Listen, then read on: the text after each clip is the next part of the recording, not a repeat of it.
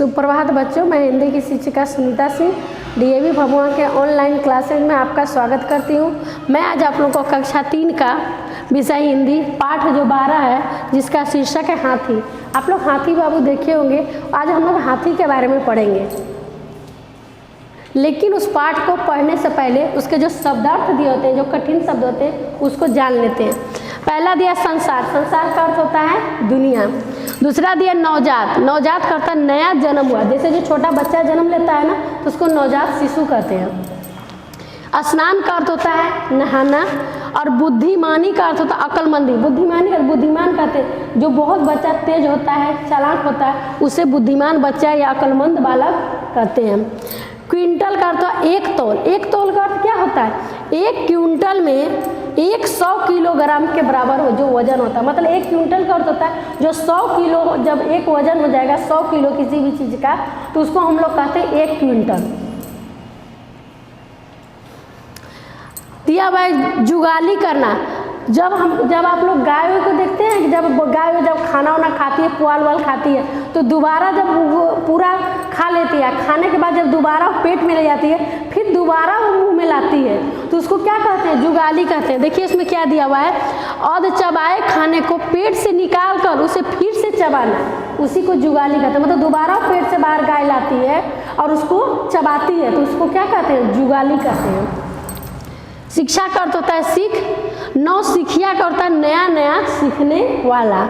युद्ध का अर्थ होता है लड़ाई। विचित्र का अर्थ होता है अनोखे। और कर्तव्य का अर्थ होता है खेल या करगुजारी। और शक्तिशाली का अर्थ होता है ताकतवर। देखिए हाथी का चित्र दिया हुआ। आज हम लोग इसी हाथी के बारे में पढ़ेंगे। पहले दिया गया हाथी। आप लोग भी हाथी को देखे होंगे टीवी में, फिल्म में या कोई कार्टून में देखे होंगे। तो आज उसी हाथी के बारे में हम लोग को पढ़ना है। दिया है कि हाथी की गिनती संसार के सबसे बड़े पशुओं में की जाती है। जैसे हमारे जो धरती पर जितने भी पशु रहते हैं ना, पानी के और आकाश के, मतलब पानी के जंतु छोड़कर और आकाश में के जंतु को छोड़कर जो धरती पर, जो लैंड पर रहते हैं जानवर, उन जानवरों में सबसे बड़ा जानवर हाथी होता है। यह बहुत ही समझदार होता है। अब भारतीय हाथी के नवजात बच्चे का वजन, ऊंचाई लगभग 1 मीटर होती है। जो भारत के जो हाथी के बच्चे होते हैं ना, उनकी ऊंचाई कितनी होती है? 1 मीटर होती है। और उसका वजन 90 से 100 किलो तक होता है। बड़े हाथी का भार इससे कई गुना अधिक होता है और उसकी जो ऊंचाई होती है वो 3 मीटर लगभग होती है। हाथी के मुंह के बाहर निकले हुए 2 दांत होते हैं जिनकी लंबाई लगभग 3 फुट होती है। आप लोग हाथी देखे हुए, हाथी के बाहर जो 2 दांत निकले होते हैं, वो दोनों दांत जो होते हैं, वो दोनों दांत की लगभग ऊंचाई कितनी होती है?